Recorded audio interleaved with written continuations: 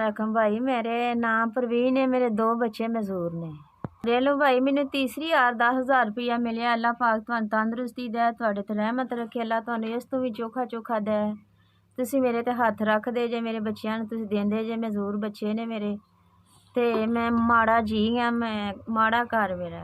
ये इन्हां पैसों दे घर दा भी खर्चा चलानी है, बच्चियां दा चलानी है। इन्हां नू पैंपर लगदे ने, इन्हां दा खाना पीना वखरा है, इन्हां दा हर चीज़ दा खर्चा चलदा है। मैं इन्हां ते भी खर्चा करनी है, मैं घर दा भी खर्चा करनी है। जेह्ड़े तुसी मैनू घल्लदे जे, जेह्ड़े तुसी घलांदे 10,000 रुपया, मैं बड़ी थाई इस्तेमाल करनी है। तुहानू दुआवां देनी है। मेरे बच्चे जेह्ड़े ने तुहाडा ਇਹ चीज़ां इस्तेमाल करते हैं, ਜਿਹੜੀਆਂ मैं लैके देनी हाँ, वो तुहानू याद करते हैं, दुआवां देंदे ने। अल्लाह तुहानू इस तो भी चोखा चोखा दे।